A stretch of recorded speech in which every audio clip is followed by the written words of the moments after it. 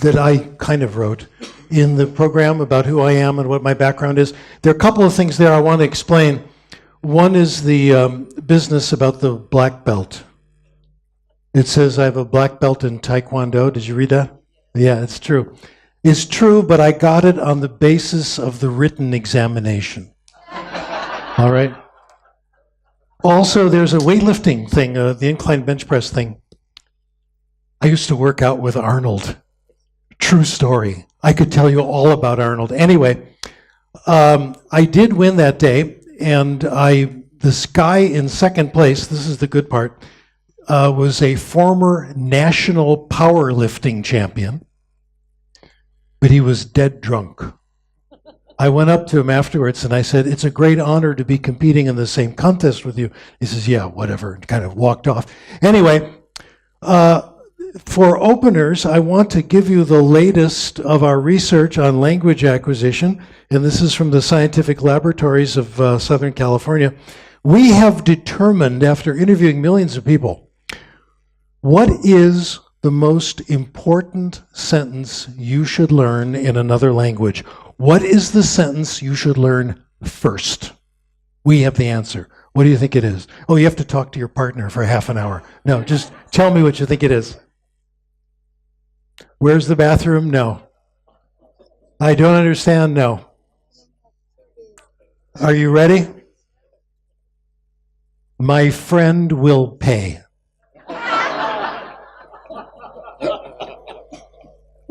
And I'd like to also introduce Jason Fritz, who's going to be presenting with me tomorrow, who has influenced me enormously in language acquisition over the last 10 years. I'm very happy he's here with us. What I'm going to do to begin is to review for you in about 10 minutes the last 40 years of my life. The last 40 years, as I interpret it, have been a war between two competing views of how language is acquired. And it's a good war.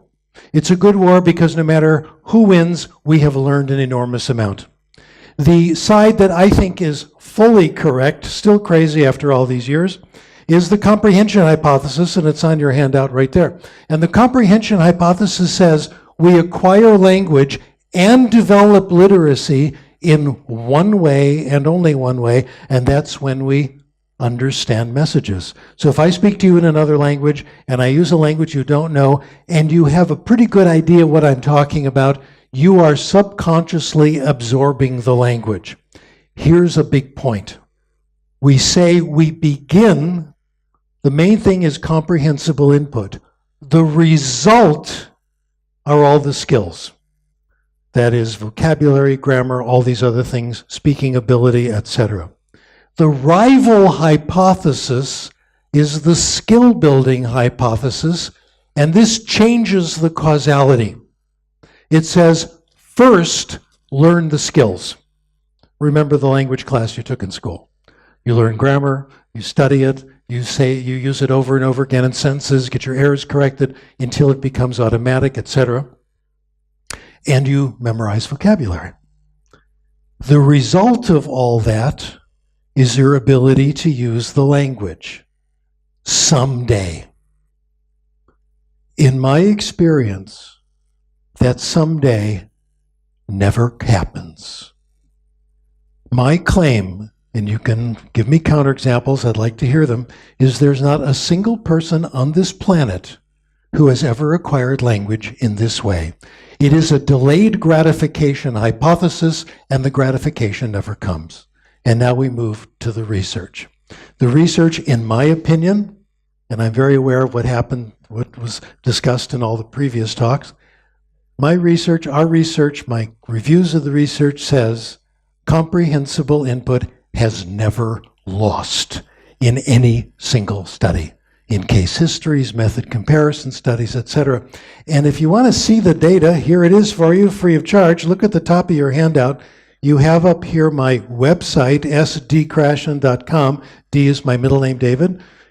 Free download, as many articles as I could put up there. Operators are standing by now. They're available anytime. Don't ask for permission. I try to announce them on Twitter and Facebook. So as you read in the introduction, please follow me on Twitter. My goal is to catch up with Justin Bieber. And The rate I'm going, it'll be 4,820 years, but I'm optimistic. And I agree with Hugh Jarvis, what he said. The name of the game now is open access. The articles where I publish are generally open access journals, and they're placed on my website free of charge. Long story, but he's absolutely right. The world is changing, and scientific information should not be simply available to the wealthy few or those who happen to work at universities. Okay, so the research, in my opinion, is strongly supportive of the comprehension hypothesis. Not only that, the comprehension hypothesis means language acquisition is pleasant. It has to be. The major criteria for language acquisition is that the acquirer has to pay attention to the input, has to listen to it, and the best way for this to happen is make sure the input is interesting. In fact, let me summarize the whole theory in this way. What we want is input that is both interesting and comprehensible at the same time. This is very hard to do. I've done the easy job at the university, saying these are the requirements. The hard job is what goes on in classrooms. How do you make input easy, comprehensible, and interesting at the same time? It's very easy to make input comprehensible, but not very interesting. That's called school. It's also very easy to make input interesting, but not comprehensible. That's the world outside the classroom. And my colleagues at the university have dedicated years to providing us with massive amounts of input that is neither interesting nor comprehensible, in my opinion. Skill building is not pleasant. I don't have research to back this up, but I think it's a good hypothesis that 95% of students in skill building classes hate it. The 5% who like it become language teachers. Do you see the problem? So let me summarize this. The comprehension hypothesis is win-win. It's pleasant and it works. The skill building hypothesis is lose-lose. It's not very pleasant and it doesn't work. The problem is that for most people in the world, the skill building hypothesis is the only thing they know about. If you believe in skill building, if you think this is the way we develop language and literacy, all the ways we torture students in school makes complete sense. All the drills, the workbooks, and the horrible examinations students have to put up with in language and literacy, that makes sense. My goal is so the skill building hypothesis is really an axiom for most people. My goal is to reduce the status of the skill building hypothesis from axiom at least to hypothesis so it becomes an open question. So I welcome all the studies that contest it. This is where we make progress. Well, I'm going to talk today about a special case of the comprehension hypothesis called the reading hypothesis. And it says that reading is, as you see in the handout, is the source of our reading ability, our writing style, our vocabulary, spelling, grammar competence. And the most powerful form of reading is the kind of reading you did last night before you went to sleep. How many of you read last night before you went to sleep? How many of you read last night even though you shouldn't have? It was too late. Jason and I stumbled in about 2 o'clock in the morning. And of course I had to read, right? It's a compulsion. So what we're going to do is look at the reading hypothesis, and I'm going to present a new hypothesis. Should I share with you the secret of success in this profession? How would you like to be like me? And go around to workshops and conferences all over the world, and people applaud and tell you how interesting it is and all this stuff. Of course, now people are telling me that their mother studied with me or their grandfather. We didn't know you were still alive, you know, all that stuff. Anyway, but there is a secret. Invent new terminology. Then you get credit for the idea whether it was yours or not. And make sure that it's not quite comprehensible. If it's a little vague, people think you're a lot smarter than they are. Okay? I+1, remember that one? Nobody understands that. That one has gotten me more mileage than anything I've come up with. And it doesn't have to be your idea. The comprehension hypothesis, not my idea at all. A lot of people had it before I did. Jim Asher, TPR, knew about it before I did. Leonard Newmark knew about it before I did. In the field of literacy, Kenneth Goodman, Frank Smith knew about it before I did. I simply gave it a name, integrated into the theory, so therefore I get all the credit. I didn't even invent the affective filter. That was DeLay and Burt, but I still get credit. Anyway, I've got a new one today. This hypothesis is called the Conduit Hypothesis, and you haven't the vaguest idea what I'm talking about, so this is perfect, but I'll tell you what it is. I'm going to describe to you today, in describing reading, a set of stages that I am predicting, hypothesizing, that we all go through, first language and second language, in moving from basic levels, intermediate levels, to advanced levels, sometimes called academic English. How do you acquire academic English? Like most of you, I'm kind of uncomfortable with the term academic. I really think it should be specialized English, because not all advanced English is academic. In the United States, there's this really awful push so everybody should go to college and go into debt for millions of dollars. That's the idea. College is not for everybody. It's not a higher form of life. It's simply different. Former Secretary of Health, Education, and Welfare, John Gardner, said this years ago. We need more respect for the trades. He said, if we praise mediocre philosophy and disdain competent plumbing, neither our theories nor our pipes will hold water. Absolutely. So I'm really talking about specialized language, and I'm going to say we go through 3 stages. We do it in our first language, and we're discovering that we need to do it in our second language as well. It works very well. The first stage, stories. The research on listening to stories, read-alouds, simply children hearing stories, is gigantic in first language acquisition, and it is rock solid. We know now that children like to be read to, most of them. We know that parents like to read to their kids, and it absolutely works. It results in vocabulary development. It results in knowledge of text structure, how stories are put together, background knowledge, etc., etc. Stories are popular with everybody. Not only am I going to give you all this research and stuff, I want to give you some help with your social life. If you're invited to a party and you don't know anybody, let me give you some advice how to prepare. Go see the latest 3 movies, the big ones, the popular ones. You can start a conversation with anybody. Have you seen Terminator 14? Okay, whatever.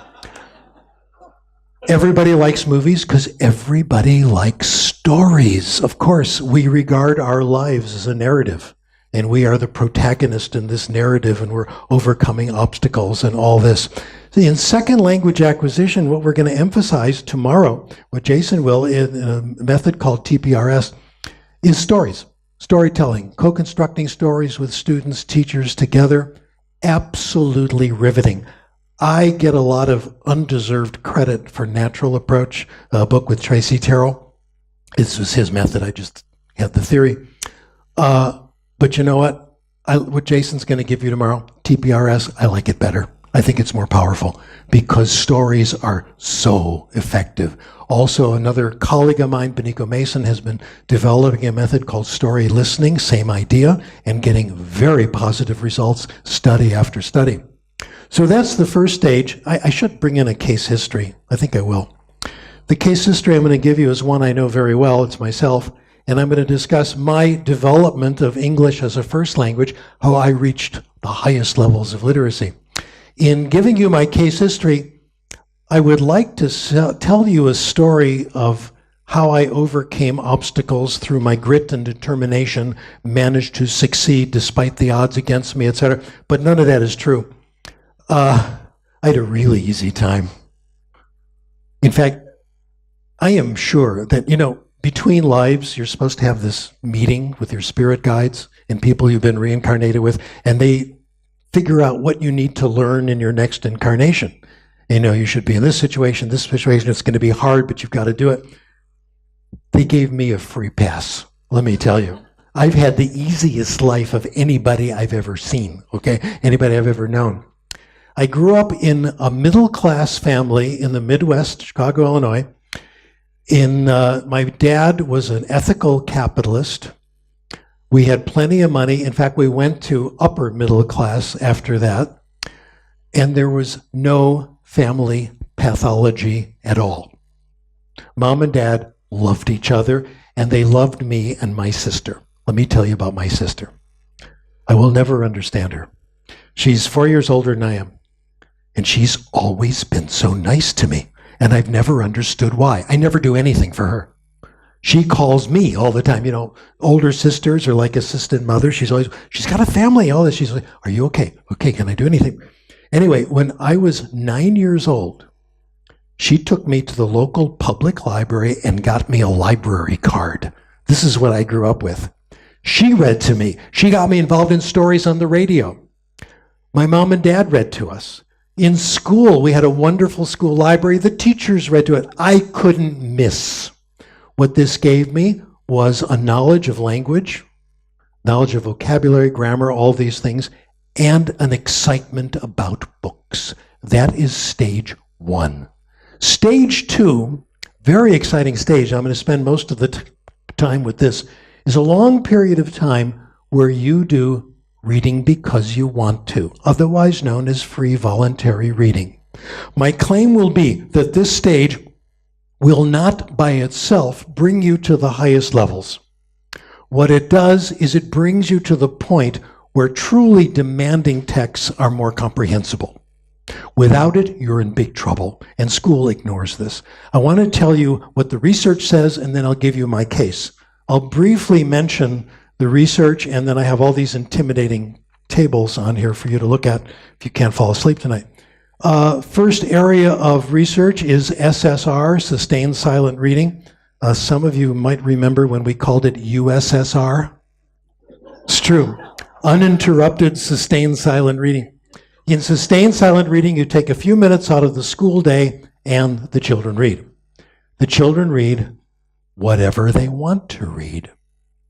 No book reports, no questions at the end of the chapter.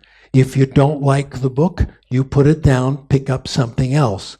In some models of this, the teacher reads while the kids are reading. We've got to find out if this works.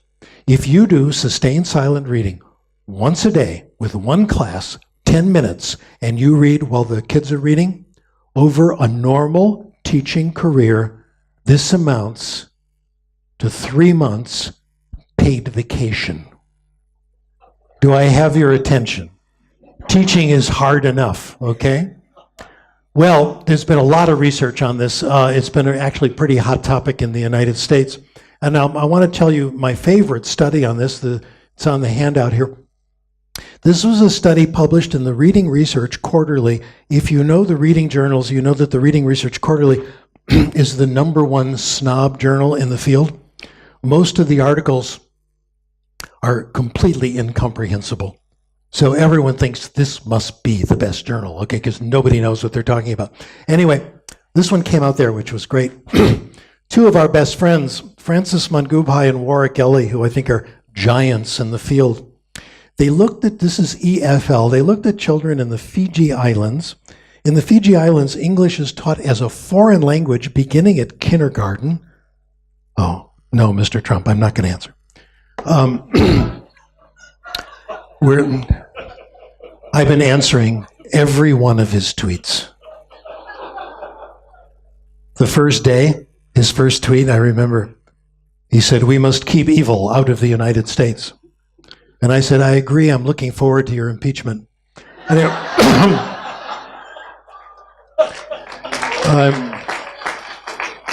I'm simply performing my patriotic duty today. Anyway, the study in the Fiji Islands was done with English as a foreign language. In the Fiji Islands, English as a foreign language begins at kindergarten, 30 minutes a day. They looked at children in grades 4 and 5. They divided them into 3 groups. You can see the chart. One group got the audiolingual method. Remember that one? In my opinion, the audiolingual method is a combination of everything that's wrong in language acquisition piled into one method. Another group got sustained silent reading, 30 minutes a day. Here are the books, boys and girls, enjoy. Now, they had already had English since kindergarten, so the books were reasonably comprehensible. Another group got a program that Elia Mangube called Shared Book Experience. In the States, we know it as big books. The kids are read to from these big giant books. They can see the stories, they discuss the stories, and they do self-selected reading. What you see here are the gains in terms of months gained on standardized tests. We expect native speakers to gain 10 months. Before we go through the data, let's review what we've got. We've got the #1 flagship journal of the International Literacy Association. We got standardized tests. We got Warwick Ellie and Francis Mangubhai, well-recognized people, respected on both sides by all groups. So this is every critic's dream study. How did it come out? Audiolingual group, take a look. 4th grade, 6.5 months gained. Sustained silent reading, 15 months gained. Want data? Here it is. Big books, 15 months gained. Audiolingual 5th graders, a pathetic 2.5 months gained. Sustained silent reading, a modest but respectable 9 months. Big books, 15. The readers were better. Second year of the project, that 9 disappeared. The 2 reading groups were even farther ahead of the audiolingual group. I didn't make these up. This came from the journal paper. Not only were they better in reading, they were better in writing, listening, grammar. The kids who did free reading were better in grammar than kids who did grammar with audiolingual. How do you like that? This is not the only study. There are about 100 more, but this is the most famous. This one should have changed the world. Second language, in fact, the research has been even more impressive. The next chart is a summary of 3 major reviews. Obviously, the first one is mine. But after that, 2 other reviews by other scholars. Not always the same studies, where they've looked at lots and lots of studies and convert them into a statistic called effect size. Effect size is really cool. How many of you have heard of effect size? Okay, the rest of you, this is great stuff. Effect size, if the effect size is positive, it means the readers did better. The summary is all positive. The average effect size, very good. Small effect size, 0.2, 0.3. Larger effect size, medium, 0.4, 0.5. 0.8, 0.9 is really big. For those of you who remember statistics, both of you, I'll tell you what it means, and the rest of you can repeat your mantra for a minute. An effect size of 1.0 means the readers were a full standard, pooled standard deviation better than the non-readers, which is a lot, okay? Take a look. They're better, they're better, they're better all the way through. Well, there are other studies that have come to the same conclusion. I've just given you these sustained silent reading studies, and there are a lot of them. There's also multivariate study. I just love multivariate analysis. I'm one of these statistics people. I can't help it. My son's a math professor. Boy, do we have great conversations. It's just amazing. Anyway, the next one down here is a study of high school Spanish. The problem, secondary school Spanish, the problem in Spanish is also always this one verb form, the subjunctive. It is a headache of all Spanish teachers. The kids never get it.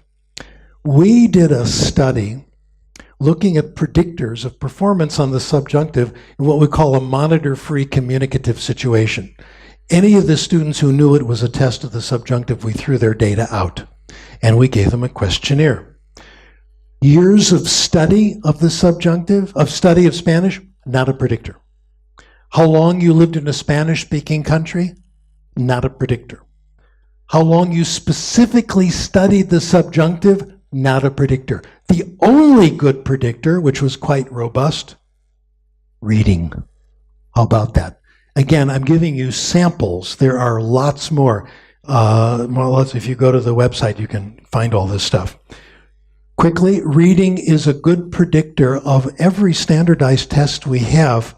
My colleague Beniko Mason, who lives in Osaka in Japan, teaches at the university there, and one of her obligations, which she really enjoys doing, is she gives an ESL, EFL class to adults. Class is really exciting. It's based on listening to stories and reading graded readers at home, easy, comprehensible text. When the class was over the years, several students have asked if they could continue. And she said, and could, she helped them out getting better in English. And she said, fine, let's do it. I'll help you find books to read. But the condition is take the TOEIC test, pre-test and post. The TOEIC is this international test of English, which is just very popular in Asia. It's popular in Taiwan, Korea, and especially Japan. In Japan, you need a certain TOEIC score to get certain jobs. You need to increase your TOEIC a certain amount to keep your job. There's this one guy in Japan, keeps getting his name in the paper. He takes the TOEIC every year, gets 100, and gets in the paper. This is someone, perfect score. This is someone with too much time on his hands, okay? So people are very interested in the TOEIC. So she had a whole bunch of, about 8 or 9 separate individual studies, subjects. We put them all together and analyzed their gains on the TOEIC. Our conclusion, and by the way, the journal it was produced in is published in is an online free journal.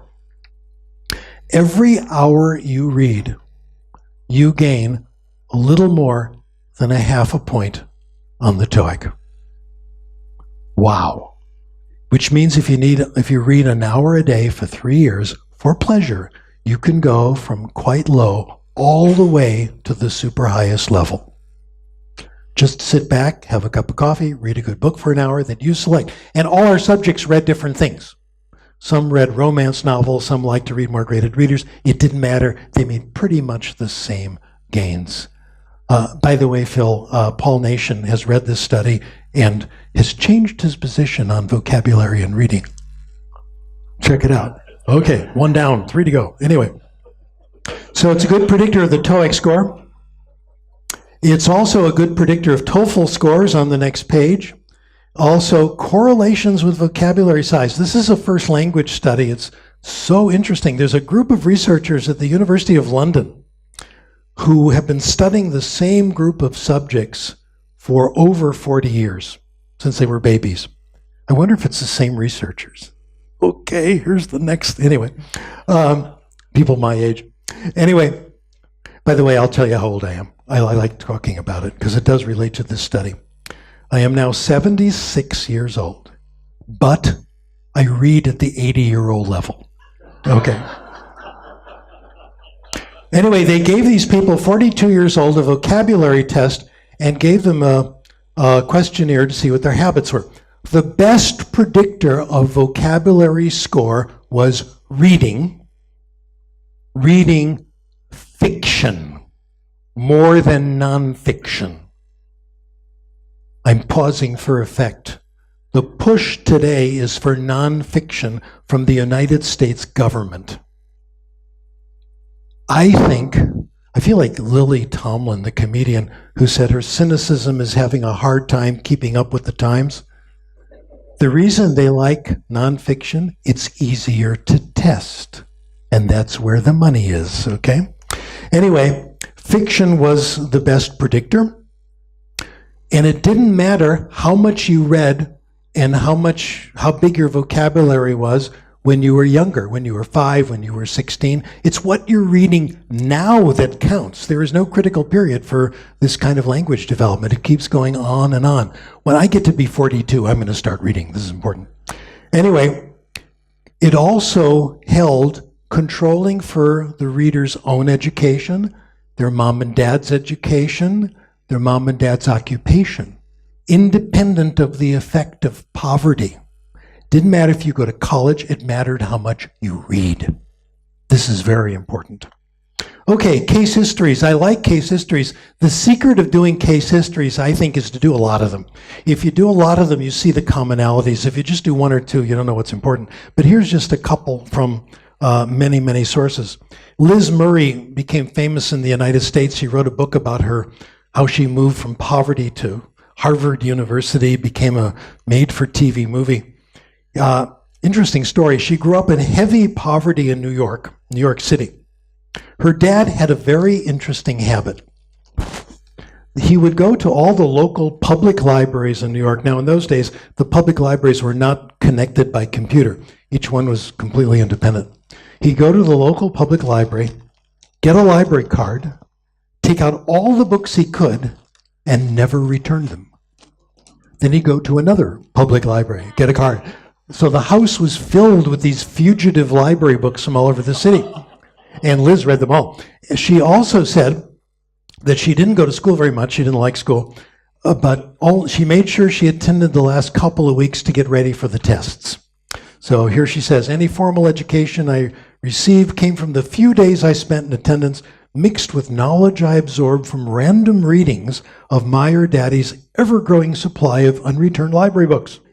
As long as I still showed up steadily the last few weeks of classes to take the standardized tests, I kept squeaking by from grade to grade. Not the only case. Many others like it. I'm giving you examples. The next one, Desmond Tutu. One of the things I'm most grateful to my father for is that, contrary to educational principles, he allowed me to read comics. I think that's how I developed my love for English and for reading. Now, comic books had a bad reputation in the United States because of a book published in 1958 called Seduction of the Innocent by a New York psychiatrist named Frederick Wertham. And this book said, the problems in delinquency are due to comics. It is one of the worst books I've ever read. This guy couldn't get through the first 2 weeks of educational psychology of how to design a study or any experimental design class. Here's the kind of argument. The little kid gets in trouble. They go to his home. What do they find in his bedroom? Comic books. Well, in those days, there were comics in everybody's room. 95% of kids had comic books. They go to his bathroom. They find toothpaste. A source of crime, obviously. Same kind of argument. Anyway, that book was, Wertham testified at the United States Congress. The comic book code was passed, which made it really hard to write anything interesting for a long time on comics. Marvel Comics has gotten their revenge. Every few years, there's a new villain, and his name is always Dr. Frederick Wertham. Okay, the same guy. But here, if you think comics messes you up and pushes you in a life of crime, Bishop Desmond Tutu, Nobel Prize winner, one of the noblest people ever. Okay, so didn't do him any harm. We also know from the research that reading builds up knowledge. People who read more, and this is mostly fiction, know more about everything. They know more about literature, history, science, cultural literacy, practical knowledge, career development. Keith Simonton, omnivorous reading in childhood and adolescence correlates positively with ultimate adult success. I got to give you this one case history. I hope I have time, because it's my favorite. Do you know the case? Have you ever heard of a scientist named Michael Faraday? Anybody? Yes. Chemist. Lived about 300 years ago. The inventor of the discoverer of electromagnetism. Grew up in heavy poverty in London. Had to drop out of school at age 10 and went to work for a bookbinder. The bookbinder changed the world because of his open, generous attitude.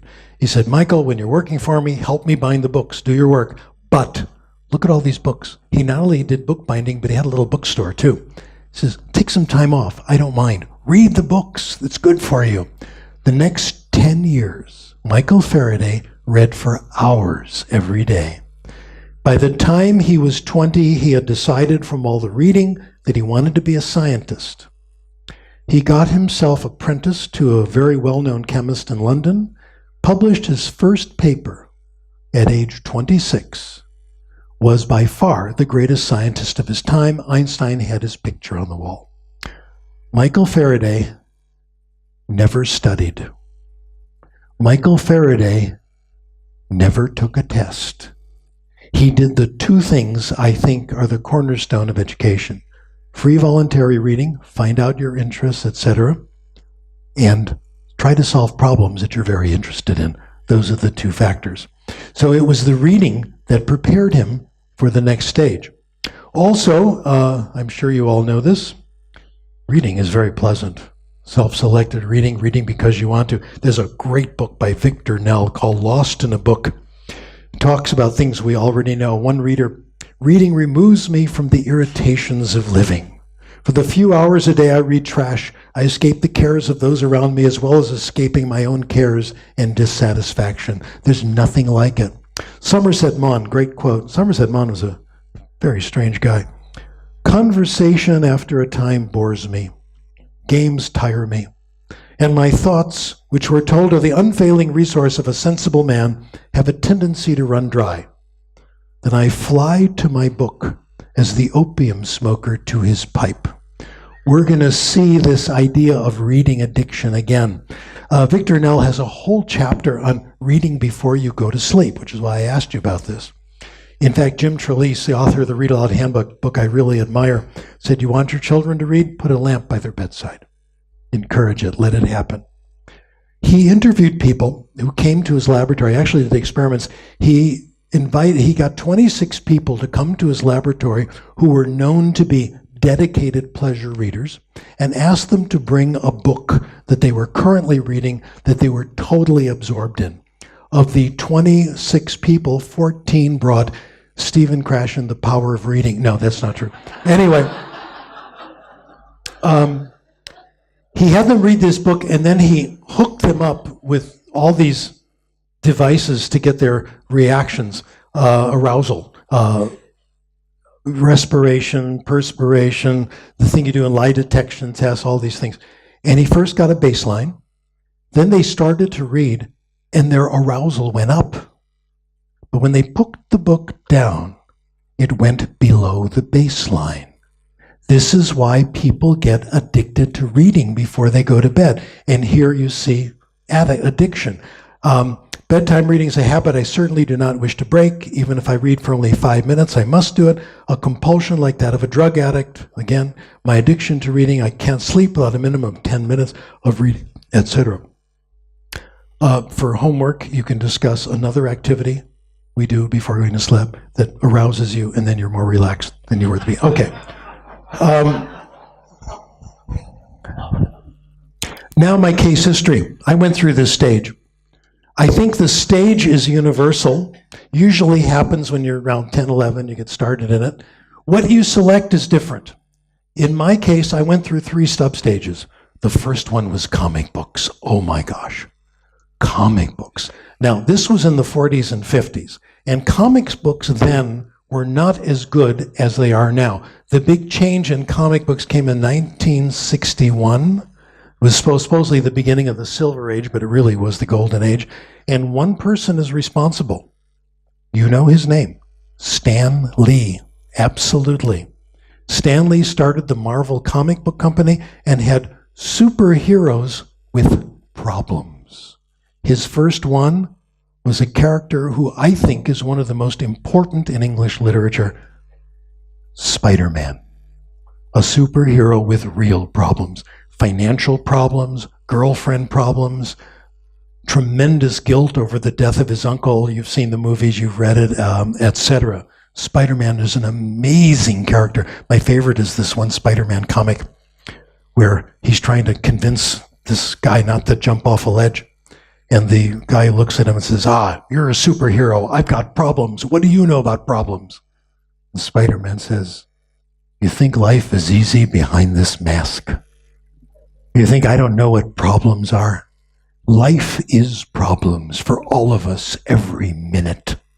True or not true? And we grow by solving our problems. Wow, pretty heavy stuff.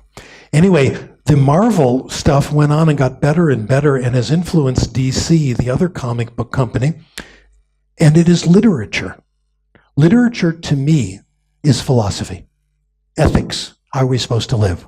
Metaphysics, what are we doing here? Discussed in fictional form, which is sometimes the only way you can make these things clear. I'll give you some examples from DC, the other company. 25 years ago, DC came out with a graphic novel that I thought was just amazing.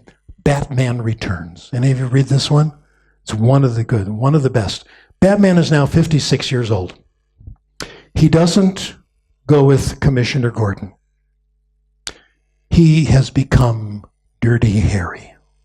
He has his own ethical code. He goes after the bad guys he thinks he needs to. So he's gone his own path. Superman still works with the police. Superman is more law and order, more conservative. Batman and Superman are still friends, and they have mutual respect, and they meet and talk about this. They actually met in the comic book on a mountaintop. I think they should have met at Starbucks. That would have been better. Anyway, and they talk. The comic does, and they argue. The comic does not take sides, doesn't say which one is right, and the discussion is with mutual respect. The same thing happened in Iron Man 2. Did you see the movie, some of you, Iron Man 2, where Tony Stark is subpoenaed by the United States Senate, and they say, you've got this Iron Man costume, and you go flying around the world and blowing things up. This is a dangerous weapon. This is property of the military. You're a citizen. And Tony Stark, Robert Downey Jr., says, I'm doing what you should be doing. I am taking care of evil in the world, and you're just sitting around talking about it. The movie does not take a position. In both cases, they are demonstrating to kids the most serious ethical problem we have, our own personal code versus what society says we should be doing. And sometimes society's right and we're wrong. It is very, very difficult to know what is correct behavior, so they present the struggle as part of the human condition.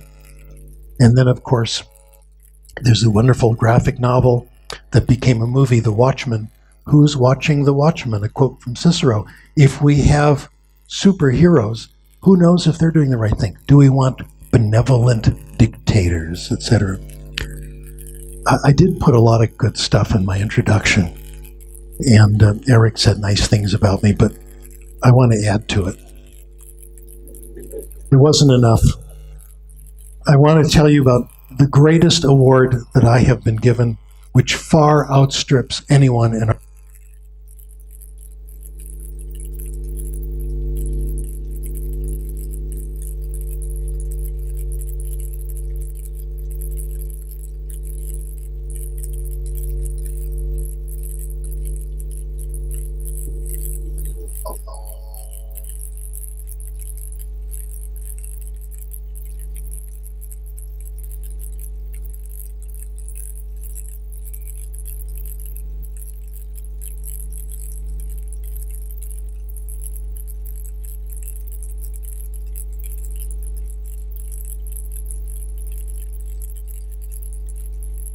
Test. Okay.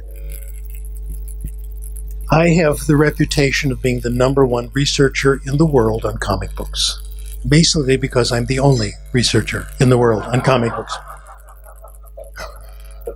And believe it or not, 20 years ago, I had lunch with Stan Lee. And he paid. He invited me to lunch. I'll tell you how it happened. I was at USC at my university, and the comic book club had invited Stan Lee to give a talk. And I was in the linguistics department listening to a lecture on relative clauses in Japanese. And as exciting as it was, I managed to sneak out. And I went over to the next building, and there's Stan Lee giving this lecture. And the kids in the audience, my people, the nerds, all there. So it was brilliant. Brilliant. Stan Lee is everything you want him to be. Let me tell you, it was wonderful. And he was answering. He got to the question and answer thing, and I raised my hand, of course. And I said, "Wouldn't it be good if Peter Parker went to graduate school and studied science? Chemistry, physics, because he's a scientific genius." He says, "Good idea. Let's talk." We set up an appointment, and at his request, I prepared all these notes and stuff. And I met him in the San Fernando Valley. We had lunch. I gave him all the notes. He studied them, looked at them. But then we just chatted for a while, for about 40 minutes. And we just talked about comics the whole time. Stan Lee is the real thing, let me tell you. His favorite character, comic book people, get this, the Silver Surfer. The most tortured character in the Marvel universe with the most serious ethical conflict. Isn't that amazing? He told me the secret of the comic strip, too. #1, first frame, recapitulate yesterday. Second frame, move it along. #3, the hook for the next day. It was absolutely amazing. Stan Lee's a good guy. Anyway, after comic books, I really never did get over comic books, but I went on to sports stories, baseball stories, and the baseball stories were not just about baseball. They were about the players and their frustrations. I'll tell you about one in particular, even if you don't speak American baseball. I hope you'll follow it. The author was John R. Tunis, and he wrote a series about one baseball team. There are about 14 novels based on one team. The last part of it, the last volume, was called World Series. The World Series is like the World Cup, okay, of baseball. But in the United States, we call it the World Series. There's one Canadian team. Therefore, it's the World Series. Okay. Kind of embarrassing. Anyway, it's the final game. Each team has won 3 games, so it's the big one, and it's the last part, the last inning. And the spotlight is always on the pitcher and the hitter, the guy who throws the ball and who hits it. And it's right at the end, crucial. The pitcher is the father. The batter is the son. And they haven't spoken for 15 years. This is good writing. If you want to find out what happened, you'll have to read it yourself. After that, I went on to science fiction, and that was the golden age of science fiction. Isaac Asimov, Arthur C. Clarke, Robert Heinlein, etc. In high school and secondary school, this was my curriculum. This is what made me literate. This is what brought me to the point where harder stuff was easier to understand. I took classes in high school on novels, British literature, American literature. I don't remember any of them. I remember every single one. I've done what you've done. I've picked up books that I read when I was 12, and I liked them then. They're still good, aren't they? Good writing. The best writing today is young people's literature. Of course, better than the bestsellers. Well, then, this did not lead me to the highest level. The highest level came when I finally found what I wanted to do with my life, and that was something to do with language. I found out about linguistics. Now, in those days, linguistics was very new. I didn't know about it when I was an undergraduate because it didn't exist. But by the time I got to graduate school, it was there. I got into graduate school at UCLA, and I got into the linguistics department. The second class was a class on syntactic theory. The textbook was Aspects of the Theory of Syntax by the dreaded Noam Chomsky. I picked up the book and I understood nothing. It could have been written in Bulgarian. Okay, I had no idea. So let me tell you what I did. I went back 10 years and I found Chomsky's first publication, Syntactic Structures. I read it there. I loved it. I thought it was wonderful. After that, I read his next publication, Current Issues in Linguistic Theory. I read every journal paper, every back and forth, every response. It took me a month. By the time I got to Syntactic Structures, it was completely transparent. Now, let me tell you, I read this stuff because I was interested in the content. I'm one of the 0.001% of the human race who thinks this is interesting.